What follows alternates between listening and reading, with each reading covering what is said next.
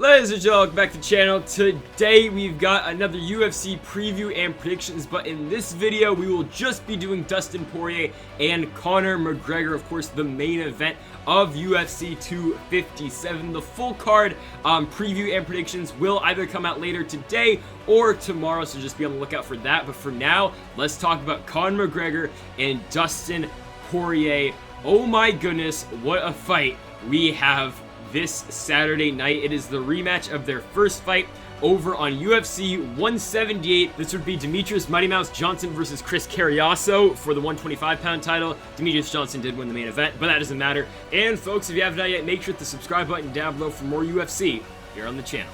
Conor McGregor, Dustin Poirier was on that main card, and of course Conor got the job done a minute and 45 seconds into that first round. So that was their first meeting. Of course, that was in 2014. We are now 7 years later, and they will finally meet, and this time at 155 pounds. Of course, the first fight was at 145 pounds. I mean, for Dustin Poirier, he's only lost twice since that Conor fight. Once to Khabib Nurmagomedov. The other one, it was a knockout loss to Michael Johnson. And then for Conor McGregor, he's only lost twice as well since that first Poirier fight. Obviously, the first fight against Nate Diaz, and then, of course, to the champion in Khabib Nurmagomedov.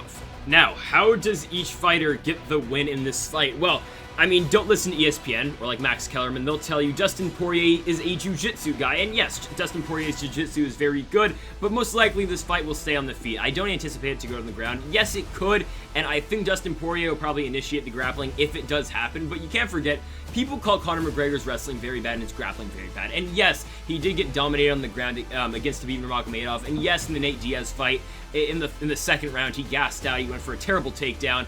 No effort in that takedown. Nate Diaz spun around, got back, and put him out with a rear naked choke. And yeah, a lot of people will say the Conor McGregor grappling is not good. And also with that Joe Duffy fight back in 2010, again, that's what, 11 years ago now. But don't underrate the grappling Conor McGregor. And I think in this fight, yeah, you'd probably have to give the advantage to Dustin Poirier in the grappling aspect in this fight. I mean, we've seen Poirier do well on the ground against guys such as Dan Hooker, and we've seen it before. He is very good on the ground. I mean, the first Max Holloway fight, right? Won that fight on the ground, as well as a lot of different fights where, the Anthony Pettis fight too. Got him on the ground, finished the fight. So yeah, if this fight does take place on the ground, or if it does get on the ground, I think it will be Poirier trying to get this one on the ground. Definitely, I think if Conor puts him into some danger early in the fight, like what Conor kind of did to Cowboy Cerrone, pressured him the first 40 seconds. I think if Poirier gets rocked, he'll probably try to go down to the ground, but again, I don't anticipate it happening. So I think we'll probably see a stand-up fight for the most part here, and it just depends. We know Conor McGregor's boxing is probably the best in the weight class. I mean, I think you can make the case for Dustin Poirier and Justin Gaethje to be the two other really good boxers in the weight class, but I would think just pure power-wise, you gotta give it to Conor McGregor. Dustin Poirier, though, has got amazing power as well, but I mean, not on the level of Conor. We've seen Dustin Poirier knock out some of the best lightweights on the planet. I mean, we got Eddie Alvarez put him down in the second round. The Justin Gaethje fight in Glendale, Arizona was one of the better fights I've seen in my lifetime, and Dustin Poirier won that fight in the fourth round. It was a really good fight. I mean, like most Justin Gaethje fights, pre-focused Justin Gaethje, of course, after this Dustin Poirier fight. But yeah, Poirier can put guys down. He does. He has knockout power as well, but once more, you gotta give the power advantage to McGregor. So yeah, let's talk about Dustin Poirier, though, in full, because Dustin Poirier, the last fight against Dan Hooker, one of the better fights, of course, in 2020. We saw a lot of grappling in that fight from Poirier. We saw him do really well in the stand-up as well. It was just an all-around very good fight and a really impressive performance against Dan Hooker, who is on this undercard. The Khabib Nurmagomedov fight, I mean, it's just really tough to just say with the Khabib fight, because Khabib did the same thing to Conor, to Dustin Poirier, to Justin Gaethje. And yes, Conor and Gaethje did win rounds against Khabib Nurmagomedov. Dustin Poirier did not. Poirier had a good chance, man. I believe it was the second round, right? He caught him with the guillotine, or was it the third round? It was either the second or third round. Poirier caught him with the guillotine. And it looked like he had a shot. Khabib eventually got his head out of there. But really, that was Poirier's only, like, little hope in that fight. It was the guillotine. He really didn't. Other than that, Khabib really did dominate the fight. The Max Holloway fight was very good for Dustin Poirier, and considering what Max Holloway just did against Calvin Kattar, hell, that is an amazing performance to look back on. I mean, he beat up Max Holloway on the feet. I believe most judges, I think two judges had it 49-46, the other had 48-47, if I'm not mistaken on that. The Eddie Alvarez fight, pretty good fight for Dustin Poirier. Again, that was the rematch of their first fight over on UFC 211. That was Miocic and Dos Santos. But they had the rematch over in Calgary on a UFC on Fox card. And yeah, Poirier finished him in the second round, and all around, one of the better performances in his career. And same with the Justin Gaethje fight, you can say so, but Gaethje hit Poirier with some bombs in their fight, but Poirier, again, responded with the same. Just an absolute war. Go watch that fight if you have not yet. I believe the UFC posted that one as one of their free fights on the YouTube channel. Very good fight. Again, Gaethje throwing with reckless abandon, and Dustin Poirier just throwing as well. Both guys just not giving a damn, just throwing everything they got. And then again, Dustin Poirier finished that fight in the fourth round. The Anthony Pettis fight, again, got Pettis to the ground, locked up the body triangle, and put him away in the third round. That was another main event. That was a scheduled 5-round main event. It got finished in the third. The first Eddie Alvarez fight ended in the second round. Illegal knee to the head for Eddie Alvarez, so it was a no contest. And then, we're going now back to 2017. I'll talk about the Jim Miller fight. Wasn't a great fight for Dustin Poirier. He did barely get the decision win. It was a majority decision for Dustin Poirier. Barely scraped out a win in that one. But, you got to consider, in 2017, Jim Miller was still one of the top fighters in the weight class. He was coming off a 3-fight winning streak. He beat Takanori Gomi, beat Joe Lazzone, beat Thiago Alves. And then he ran into Anthony Pettis, and he kind of went on that losing streak. He fought Trinaldo and then Dan Hooker. And then he's been iffy since. He beat Clay Guida, just lost to Vince Pichel recently. But at the time, that was a big win for Dustin Poirier because Jim Miller was a top 10 fighter. I believe it's maybe even top 7 at the time. It was a really big win for him, and then he got the Alvarez fight. Of course, Alvarez, former champion, and then that fight got called off, no contest, and then he went on the big winning streak, of course, to win the interim title against Max Holloway. And then, we can talk about Poirier's beginning of his UFC career. I'll bring up 2 fights. I'll bring up the Max Holloway fight from UFC 143, the first one. That was on Nick Diaz and Carlos Condit in February of 2012. Just gonna bring that one up because Max Holloway, again, just fought and looked really good. There's not much to say in that fight. Poirier got him to the ground, got full mount, transitioned to a triangle armbar. It's a really nice transition, too. Got him with that, finished the fight pretty early. And the other fight I want to talk about is the Chan Sung Jung fight. That was in Fairfax, Virginia, May of 2012 on UFC on Fuel TV. Yeah, we're going back. He fought Chan Sung Jung, the Korean Zombie, in the main event of that card, and he lost in the fourth round via Darce choke. But that was a tremendous fight, and Poirier hit Zombie with some bombs in that fight, and Zombie landed a lot on Poirier too. We've seen what the Korean Zombie has done to some of these 145-pounders. He's put away Renato Moicano. He's put away a lot of these guys with his Frankie Edgar as well, with big shots. And Poirier stuck in there for 4 rounds. And again, this was a Chan Sung Jung who, after that fight, would go on to I do believe, get a title shot, right? Yeah, he fought Jose Aldo right after. So, you gotta imagine, a Poirier winning that fight could potentially put him in the mix for a title shot. Again, it didn't happen. He ended up leaving 145 and heading up to 155, but that was the very beginning of his run. And you gotta think, that early in Poirier's career, he was getting a potential shot at the championship if he were to defeat the Korean Zombie. It was one of the fights of the year, of course, in 2012. So, that is Dustin Poirier. The current record for Poirier, of course, 26 wins and 6 losses. A lot of knockouts in the record, of course. A lot of submissions as well. But again, I think this fight will stay on the feet. And yeah, for Poirier, a lot of people won't think he's probably going to finish this fight in the first round. I doubt it. I think the main way for Poirier to win this fight, you've got to get it past the first round. Because we know that is Conor's, for the most part, that is Conor McGregor's best round. You can say in the second, too, because we've seen how Conor's done in the second round. The Eddie Alvarez round in the second round, tremendous for Conor. And yeah, the third round against Habib Nurmagomedov was the first round that Habib ever lost in his career. I guess the Gleison Tibau fight, but we're not going to talk about that. It was really, for the most part, the first round Habib ever lost.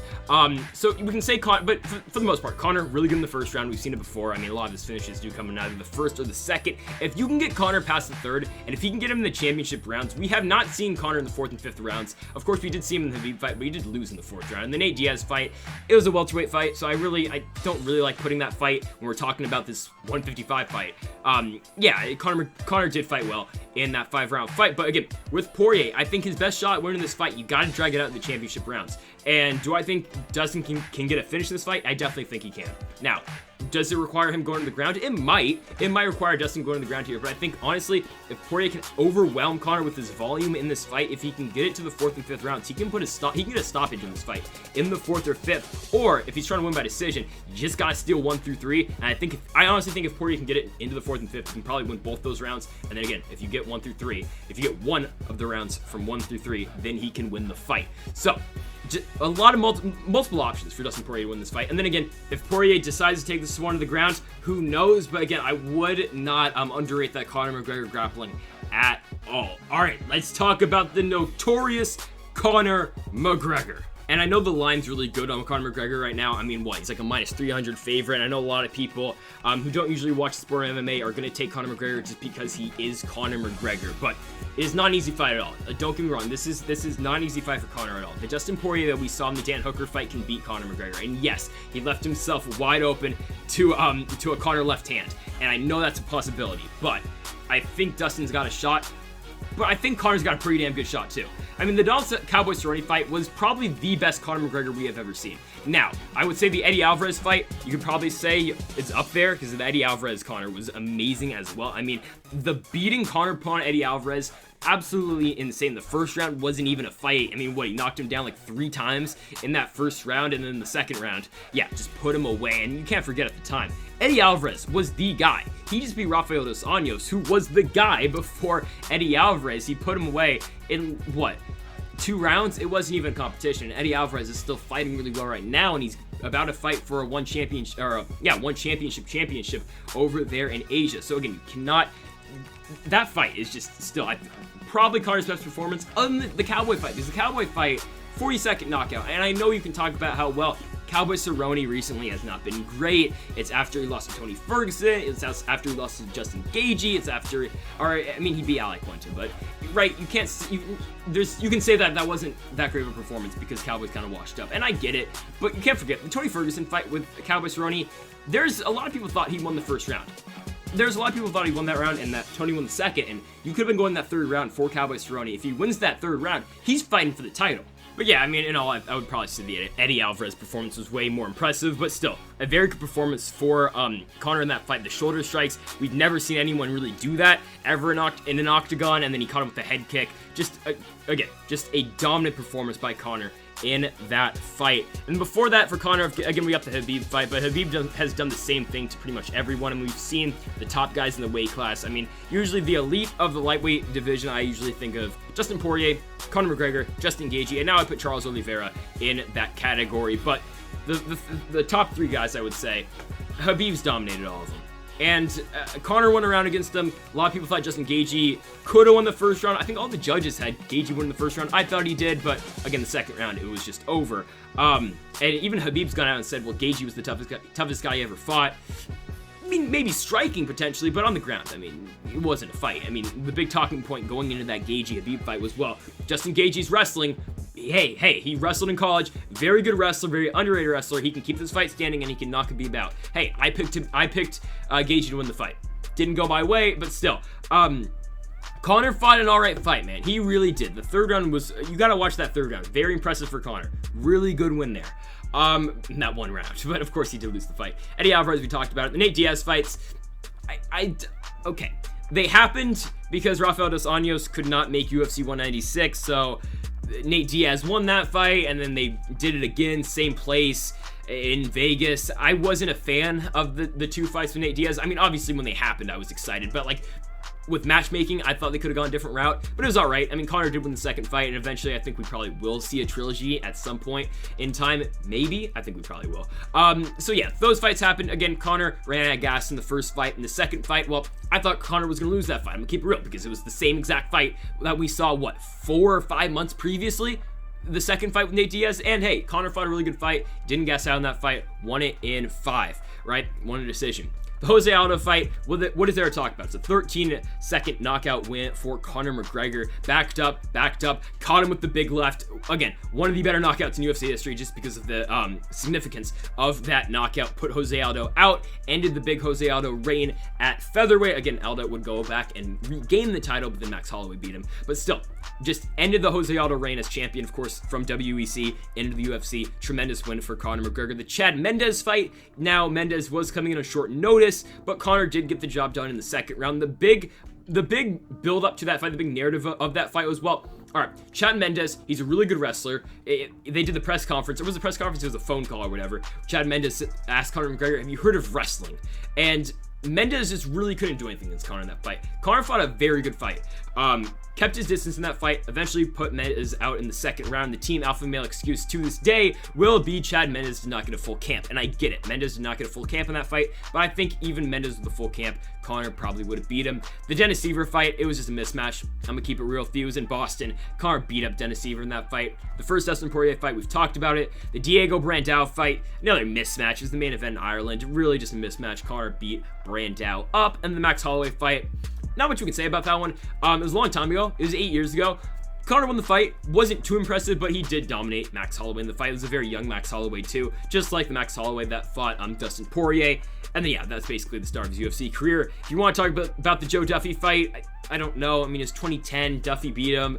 Arm triangle. It's really nothing. 38 seconds. I believe Conor took that one on short notice too, because he just fought the month before. There's not much you can put in the Joe Duffy fight. Again, it was 11 years ago. Conor is a different fighter. It was in Cage Warriors, but still, he's a different fighter. So, how does Conor win the fight? Well, I think Conor's best way to win this fight, first round knockout. I think that's probably the main way everyone thinks Conor's gonna win this fight. Conor in the Ariel Helwani interview said though, he thinks this fight's gonna be easy for him, but he does think it's going to be a war. Or actually, I think he wants it to be a war. Now, why? I mean, I guess because Conor wants to show that he can go 4 or 5 rounds. And again, that's what I'm critical of Conor right now. It's, can he go 4 or 5 rounds? Can he be dominant through 5 rounds of a fight? Do I think it will get there? Maybe.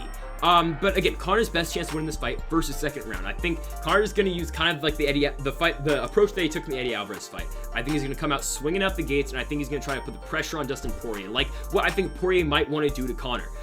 Again, Conor's going to be sitting back on his shots. He's going to be waiting for Poirier to throw too. It just depends on what Conor we are going to get. And Conor said in the past or recently that this is going to be a different Conor. We've never seen this Conor McGregor before, so we just don't know what to expect. I would assume we're going to get something like the Conor and the Donald Cowboy Cerrone fight, but just a little bit better. And of course, he's back at lightweight because the Cowboy fight was at welterweight. To this day, I don't know why that fight was at welterweight. Donald Cowboy Cerrone was the number 5 ranked lightweight at the time. I still don't get it, but hey, the UFC, who knows? And again, I think everyone pretty, for the most part, wanted Conor and Justin Gaethje on that card, but it is all right.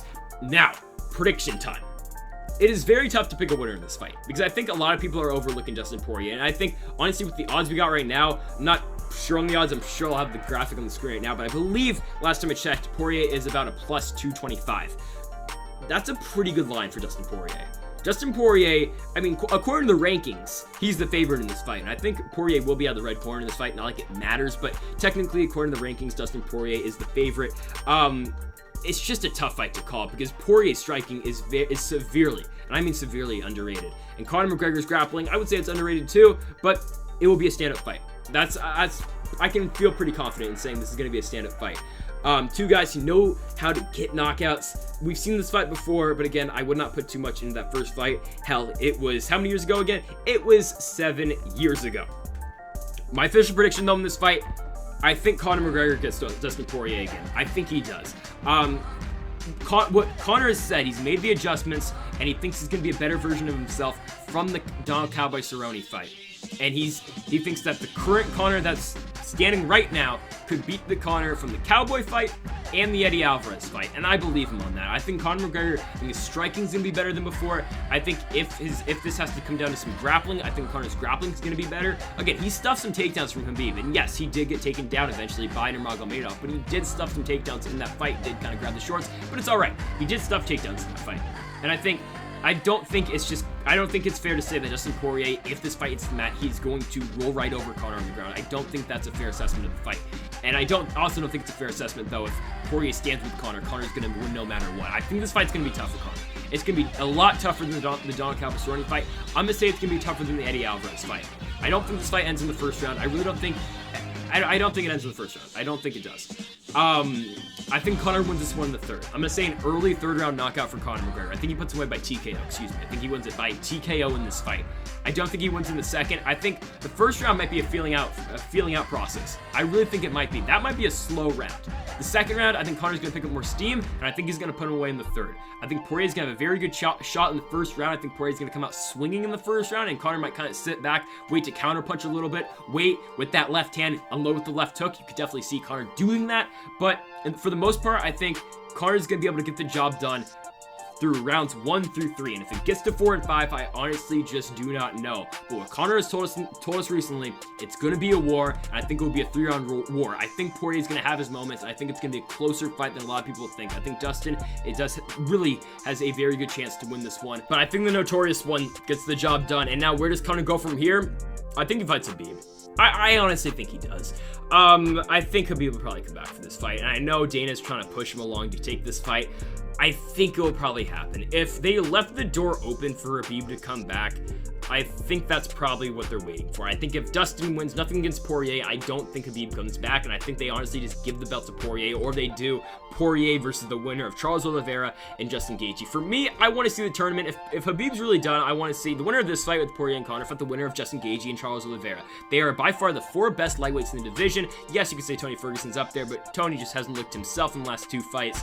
And yeah, you could say Michael Chandler and Dan Hooker, but Dan Hooker just lost to Dustin Poirier, and Michael Chandler, I mean, he lost to Pitbull in his last 3 fights, and I'll talk about that fight, or I've already talked about this. I'm recording this one before all the other fights, but yeah, by this time in the video, I've already talked about Dustin Poirier and Dan Hooker and Michael Chandler. If you're watching the full card predictions, if you're just watching the solo video, you're just seeing this. But yeah, I think these are the 4 best lightweights in the world. I think we should do a tournament with those 4. If Khabib doesn't come back, if Khabib does come back, he has to fight the winner of this fight. There's no chance in hell he's fighting the winner of Michael Chandler and Dan Hooker. No chance in hell that is happening. GSP seems off the table. So I think the only fight, honestly, Khabib takes at this point is Conor McGregor.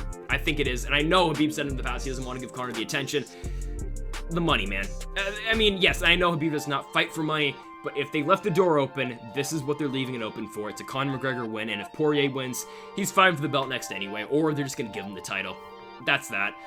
So folks, thank y'all for watching this Conor McGregor Dustin Poirier main event preview and predictions here on the channel. If you have not yet, make sure to subscribe button down below for more. Be on the lookout for the full card predictions. I'm coming out either later today or tomorrow, so just be on the lookout for that. Again, folks, thank y'all for watching, and Mamba forever.